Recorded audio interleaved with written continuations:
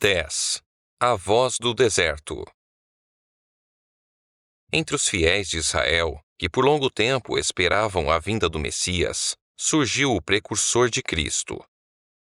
O idoso sacerdote Zacarias e sua esposa Isabel eram justos diante de Deus, e em sua vida tranquila e santa brilhava a luz da fé como uma estrela entre as trevas daqueles dias complicados. A esse devoto casal foi dada a promessa de um filho, que antecederia o Senhor, preparando-lhe os caminhos. Zacarias habitava na região montanhosa de Judá, mas tinha ido a Jerusalém para ministrar por uma semana no templo, serviço requerido 2 vezes por ano dos sacerdotes de todos os grupos. Aconteceu que, exercendo ele diante de Deus o sacerdócio na ordem do seu turno, coube-lhe por sorte, segundo o costume sacerdotal, entrar no santuário do Senhor para queimar o incenso. Ele estava diante do altar de ouro, no lugar santo do santuário. A nuvem de incenso subia perante Deus com as orações de Israel. De repente, percebeu a presença divina. Um anjo do Senhor estava em pé à direita do altar do incenso. A posição do anjo mostrava a aprovação de Deus, mas Zacarias não reparou nisso. Por muitos anos, ele havia orado pela vinda do Redentor. Então o céu tinha enviado o seu mensageiro para anunciar que essas orações estavam prestes a ser atendidas. Contudo, a misericórdia de Deus parecia-lhe grande demais para ele acreditar. Encheu-se de temor e culpa. No entanto, foi saudado com a alegre promessa: Zacarias, não temas, porque a tua oração foi ouvida, e Isabel, tua mulher, te dará à luz um filho, a quem darás o nome de João. Em ti haverá prazer e alegria, e muitos se regozijarão com o seu nascimento, pois ele será grande diante do Senhor. Não beberá vinho nem bebida forte, e será cheio do Espírito Santo. E converterá muitos dos filhos de Israel ao Senhor seu Deus. E irá diante do Senhor no espírito e poder de Elias, para convencer o coração dos pais aos filhos, converter os desobedientes à prudência dos justos, e habilitar para o Senhor um povo preparado. Então perguntou Zacarias ao anjo: Como saberei isto? Pois eu sou velho e minha mulher avançada em dias. Zacarias sabia como Abraão havia ganhado um filho em sua velhice, porque tinha acreditado que aquele que fizera a promessa era fiel. Contudo, por um momento, o idoso sacerdote se lembrou da fraqueza humana. Esqueceu-se de que Deus é capaz de cumprir aquilo que promete. Que contraste entre essa incredulidade e a fé simples e infantil de Maria! Diante do maravilhoso anúncio do anjo, a Virgem de Nazaré respondeu: Aqui está a serva do Senhor, que se cumpra em mim conforme a tua palavra. O nascimento de um filho a Zacarias, como o do filho de Abraão e o de Maria, visava ensinar uma grande verdade espiritual, a qual somos lentos para aprender e prontos para esquecer.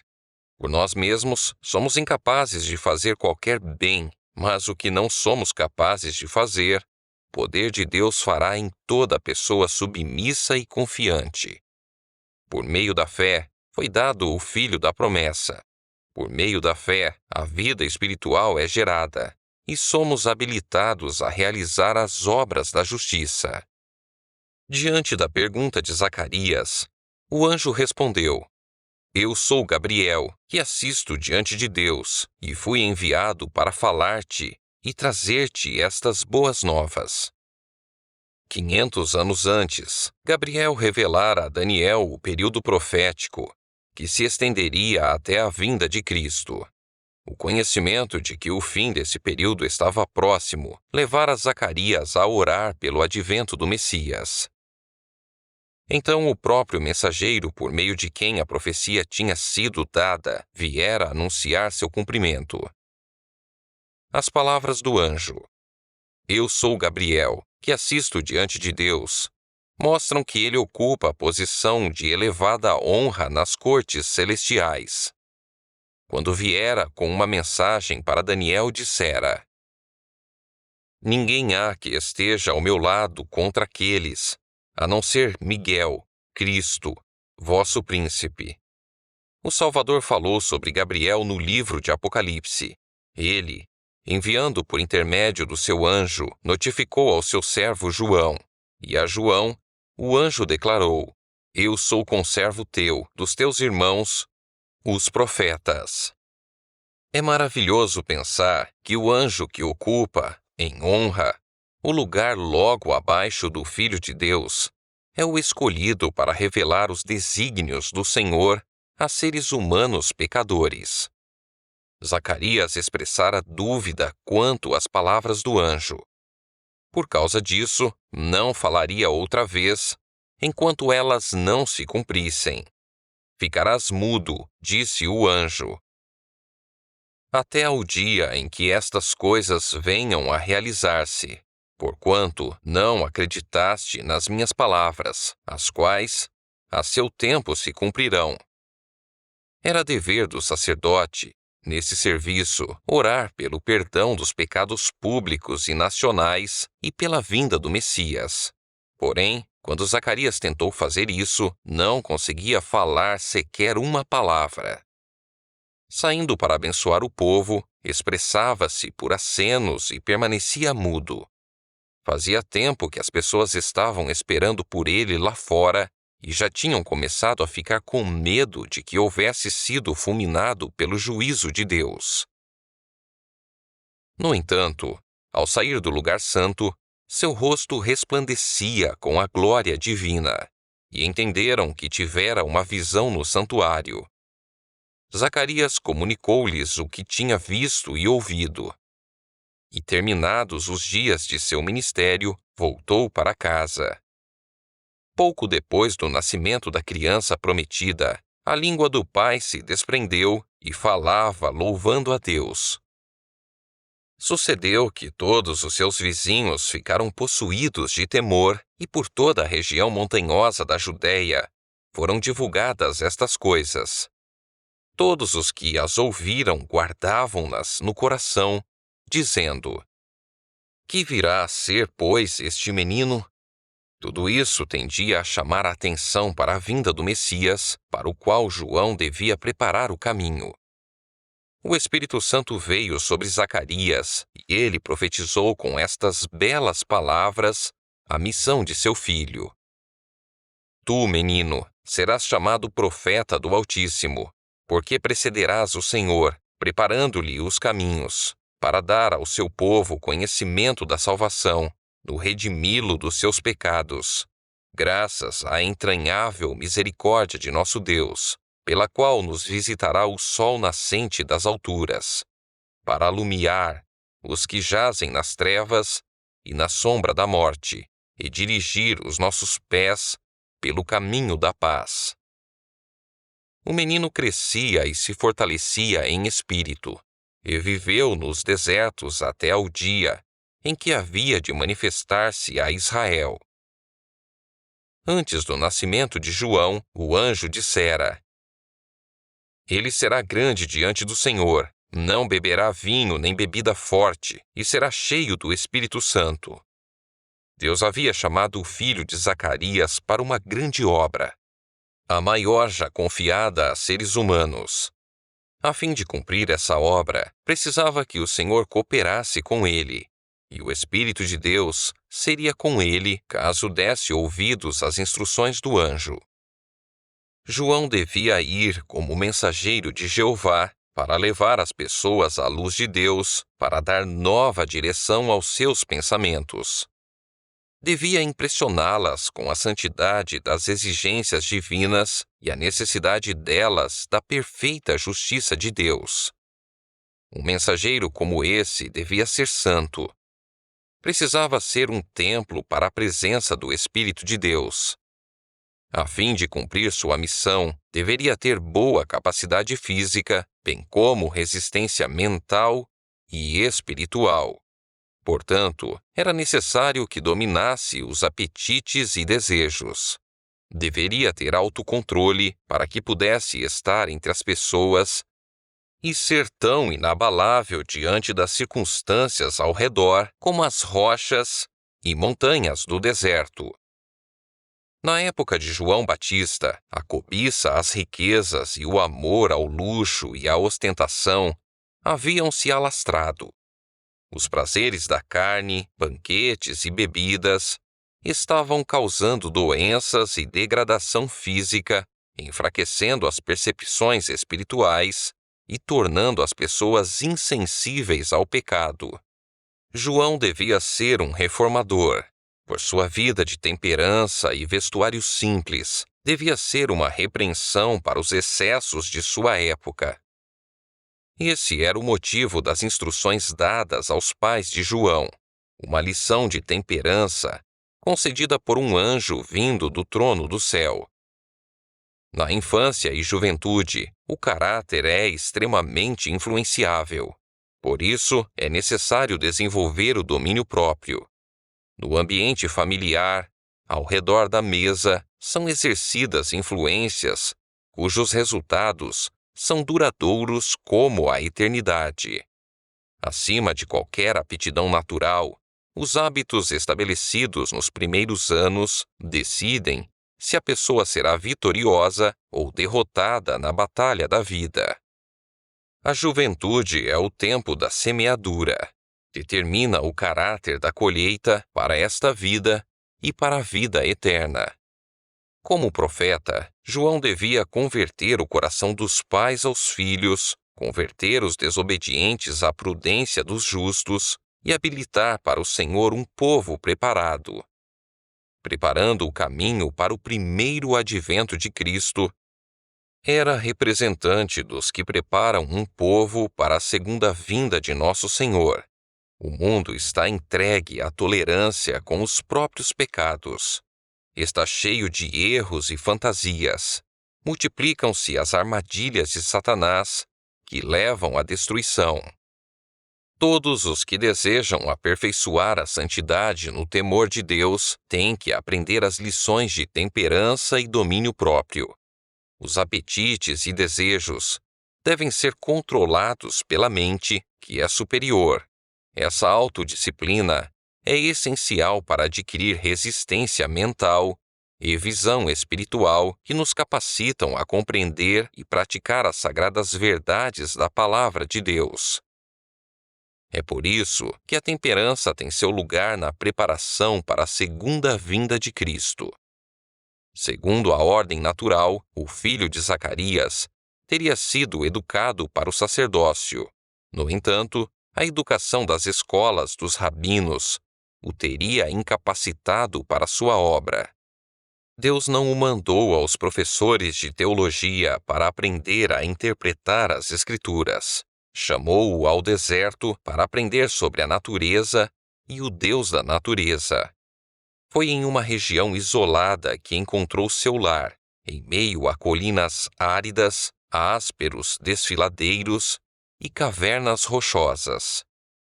Ele mesmo preferiu renunciar às diversões e aos luxos da vida e escolher a rigorosa disciplina do deserto.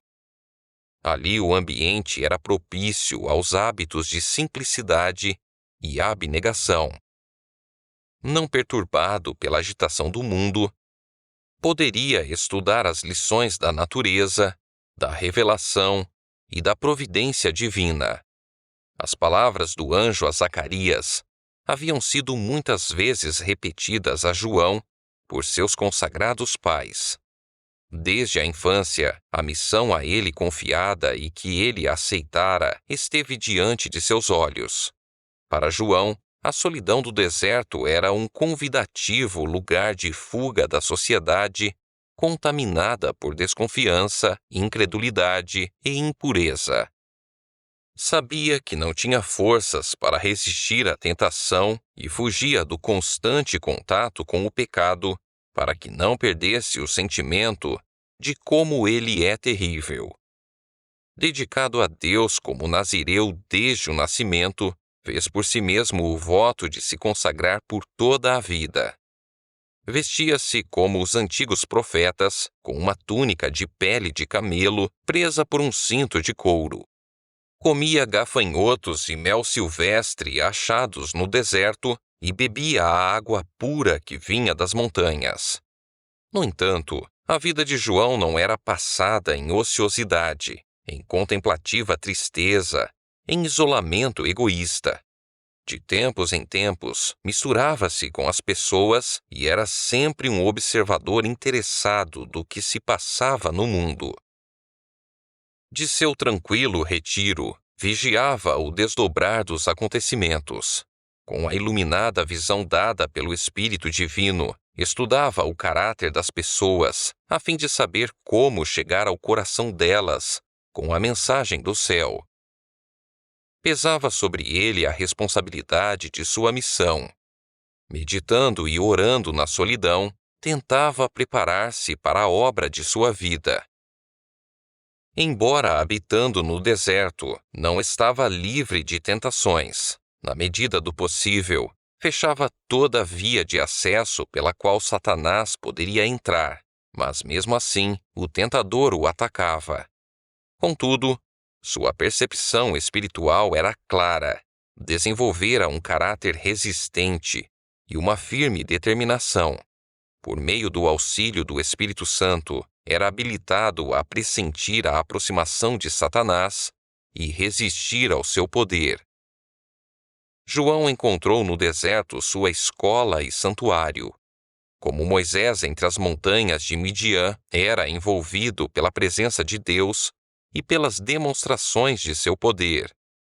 Não teve, como o grande líder de Israel, a oportunidade de viver na grandiosidade solene do retiro nas montanhas.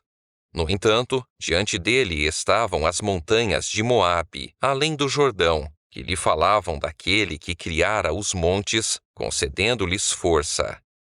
O triste e terrível aspecto da natureza no deserto em que morava mostrava de maneira vívida a condição de Israel. A frutífera vinha do Senhor se tornara uma desolada ruína. Entretanto, acima do deserto havia um céu luminoso e belo. As nuvens que se acumulavam com a escuridão da tempestade eram coroadas pelo arco-íris da promessa. Assim, acima da corrupção de Israel, brilhava a prometida glória do reino do Messias. As nuvens da ira eram superadas pelo arco-íris de sua misericordiosa aliança. Sozinho, no silêncio da noite, lia a promessa feita por Deus a Abraão sobre uma descendência tão incontável como as estrelas. A luz do amanhecer, dourando as montanhas de Moabe, falava-lhe sobre aquele que seria, como a luz da manhã, quando sai o sol, como manhã sem nuvens. E no brilho do meio-dia via o resplendor de sua revelação, quando a glória do Senhor se manifestar e toda a carne contemplá-la. Em uma combinação de respeito e alegria, examinava nos livros dos profetas as revelações sobre a vinda do Messias, a semente prometida que esmagaria a cabeça da serpente. Siló, o doador da paz, que apareceria antes de um rei deixar de reinar sobre o trono de Davi. Havia chegado o tempo. No palácio do Monte Sião sentava-se um governador romano. E conforme a segura palavra do Senhor, o Cristo já nascera. As extraordinárias descrições da glória do Redentor, dadas por Isaías, eram dia e noite estudadas por ele. O renovo do tronco de Jessé, um rei que governaria com justiça, julgando com equidade a favor dos mansos da terra. Um refúgio contra a tempestade, sombra de grande rocha em terra sedenta, a nação de Israel não mais sendo chamada desamparada, nem a sua terra desolada, mas chamada pelo Senhor, minha delícia, e sua terra despossada. O coração do solitário exilado se enchia dessa gloriosa visão. Ele admirou o rei em sua beleza e o próprio eu foi esquecido. Via a majestade da santidade e sentia-se incapaz e indigno. Estava disposto a ir como mensageiro do céu, sem ter medo do ser humano, pois tinha contemplado aquele que é divino. Podia ficar em pé e sem medo na presença de monarcas terrestres, porque se ajoelhara diante do Rei dos Reis. João não compreendia plenamente como seria o reino do Messias. Esperava que Israel fosse liberto de seus inimigos nacionais.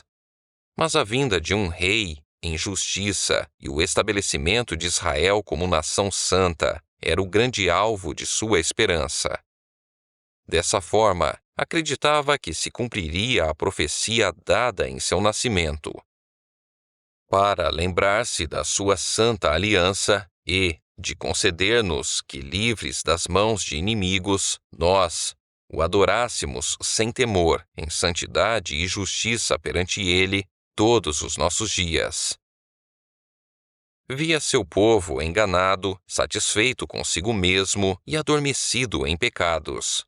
Desejava despertá-los para uma vida mais santa. A mensagem que Deus lhe dera tinha como objetivo acordá-los da letargia e fazê-los tremer por sua grande iniquidade. Antes que a semente do Evangelho pudesse ser recebida, o solo do coração deveria ser remexido. Antes que pudessem buscar cura em Jesus, precisavam ser despertados para o risco que corriam pelas feridas do pecado. Deus não manda mensageiros para adular o pecador, não transmite mensagem de paz para deixar os não santificados em falsa segurança. Ele põe pesados fardos sobre a consciência do ímpio e penetra a alma com as flechas da convicção. Os anjos ministradores apresentam-lhe os terríveis juízos de Deus para mostrar essa necessidade e despertam o clamor. Que devo fazer para que seja salvo? Então a mão que humilhou até o pó levanta o arrependido. A voz que repreendeu o pecado e expôs à vergonha o orgulho e a ambição pergunta com a mais amável compaixão: que queres que eu te faça? Ao começar o ministério de João Batista, a nação estava em agitação e descontentamento à beira de uma revolta. Com a remoção de Arquelau, a Judéia fora posta sob o domínio de Roma. A tirania e extorsão dos governantes romanos e seus decididos esforços para introduzir símbolos e costumes pagãos provocaram a revolta que resultou no derramamento de sangue de milhares dos mais corajosos de Israel. Tudo isso intensificara o ódio nacional contra Roma e aumentara os anseios de libertação de seu poder. Entre a discórdia e o conflito, ouviu-se uma voz do deserto, voz forte e severa, mas cheia de esperança. Arrependei-vos, porque está próximo o reino dos céus.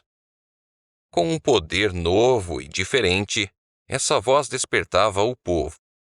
Os profetas haviam predito a vinda de Cristo como um acontecimento que estava num futuro bem distante. Mas esse era um aviso de que o evento estava muito próximo. A aparência incomum de João fazia os ouvintes se lembrarem dos antigos profetas. Nos costumes e no vestuário, assemelhava-se ao profeta Elias. Com o mesmo espírito e poder desse profeta, denunciava a corrupção nacional e repreendia os pecados predominantes. Suas palavras eram claras, incisivas e convincentes. Muitos acreditavam que fosse um dos profetas que havia ressuscitado. Toda a nação se comoveu. Multidões iam ao deserto. João proclamava a vinda do Messias e chamava o povo ao arrependimento. Como símbolo da purificação do pecado, batizava-os nas águas do Jordão.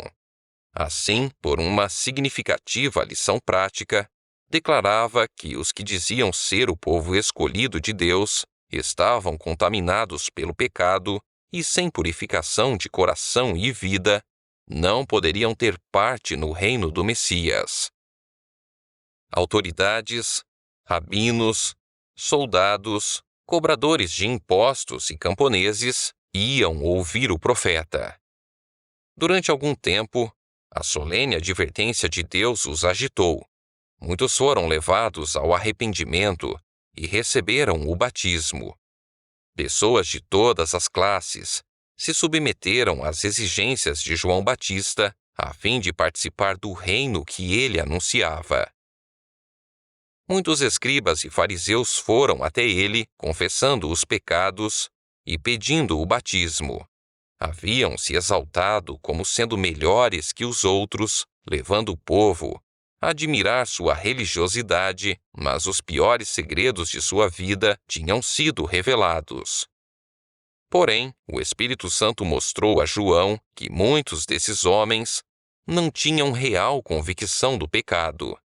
Eram oportunistas. Como amigos do profeta, esperavam obter favor diante do príncipe que viria. E recebendo o batismo das mãos desse jovem mestre popular, achavam que estavam fortalecendo sua influência diante do povo. João os enfrentou com a fulminante pergunta: raça de víboras, quem vos induziu a fugir da ira vindoura? Produzi, pois, frutos dignos de arrependimento, e não comeceis a dizer entre vós mesmos: temos por pai a Abraão, porque eu vos afirmo que destas pedras Deus pode suscitar filhos a Abraão. Os judeus haviam compreendido mal esta promessa de Deus a respeito de sempre conceder seu favor a Israel. Assim diz o Senhor, que dá o sol para a luz do dia e as leis fixas à lua e as estrelas para a luz da noite, que agita o mar e faz bramir as suas ondas. Senhor dos exércitos é o seu nome. Se falharem estas leis fixas diante de mim, diz o Senhor, deixará também a descendência de Israel de ser uma nação diante de mim para sempre. Assim diz o Senhor: se puderem ser medidos os céus lá em cima e sondados os fundamentos da terra cá embaixo, também eu rejeitarei toda a descendência de Israel por tudo quanto fizeram, diz o Senhor. Os judeus olhavam para sua descendência natural de Abraão como se ela, em si mesma, lhes desse direito a essa promessa. No entanto, deixavam de atender às condições apresentadas por Deus. Antes de dar a promessa, o Senhor dissera: na mente lhes imprimirei as minhas leis, também no coração lhas inscreverei. Eu serei o seu Deus, e eles serão o meu povo. Perdoarei as suas iniquidades e dos seus pecados jamais me lembrarei. A aprovação de Deus é concedida a um povo, em cujo coração está escrita sua lei. São um com Deus, mas os judeus haviam se separado dele. Em razão de seus pecados, estavam sofrendo sob seus juízos. Essa era a causa de estarem escravizados por uma nação pagã. A mente deles estava obscurecida pela transgressão e ignoravam seus pecados, pelo fato de que o Senhor, em tempos anteriores, havia mostrado tão grande favor. Orgulhavam-se de ser melhores que as outras pessoas e merecedores das bênçãos de Deus. Essas coisas foram escritas como advertência para nós sobre quem tem chegado o fim dos tempos. Quantas vezes interpretamos mal as bênçãos de Deus e nos orgulhamos de ser favorecidos por alguma bondade que haja em nós. Assim, Deus não pode fazer por nós aquilo que deseja. Suas dádivas são usadas por nós para aumentar nossa satisfação pessoal e endurecer o coração em incredulidade e pecado. João dizia aos mestres de Israel que seu orgulho, egoísmo e crueldade demonstravam serem eles uma raça de víboras, uma terrível maldição para o povo, em vez de filhos do justo e obediente Abraão. Em vista da luz que haviam recebido de Deus, eram ainda piores que os gentios, a quem se sentiam tão superiores. Haviam se esquecido da rocha de onde foram cortados, e da pedreira de onde foram tirados. Deus não dependia deles para cumprir seu plano. Como chamara Abraão de um povo gentil, assim poderia chamar outros para seu serviço. O coração de tais pessoas poderia parecer tão morto como as pedras do deserto, mas o Espírito de Deus poderia dar-lhes vida, para fazer sua vontade e receber o cumprimento da promessa. Já está posto o machado à raiz das árvores, diz o profeta. Toda árvore, pois, que não produz bom fruto é cortada e lançada ao fogo. O valor de uma árvore não é determinado por seu nome, mas por seus frutos. Se o fruto é sem valor, o nome não pode salvar a árvore da destruição. João declarou aos judeus que sua aceitação diante de Deus era determinada pelo caráter e pela vida deles. Só palavras não valiam nada, se sua vida e caráter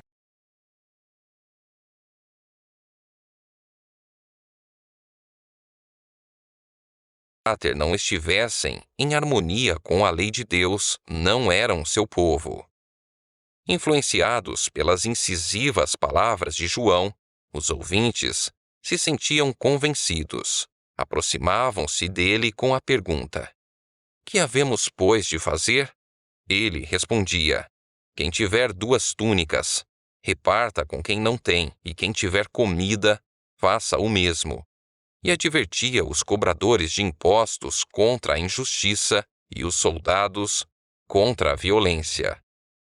Todos os que se tornassem súditos do reino de Cristo tinham que demonstrar fé e arrependimento.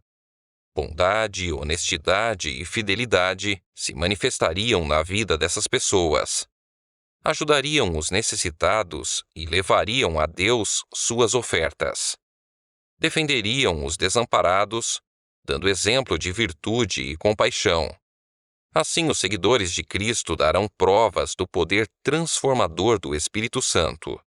Em sua vida diária, a justiça, a misericórdia e o amor de Deus serão vistos.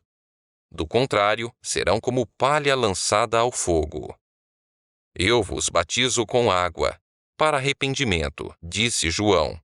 Mas aquele que vem depois de mim é mais poderoso do que eu, cujas sandálias não sou digno de levar. Ele vos batizará com o Espírito Santo e com fogo.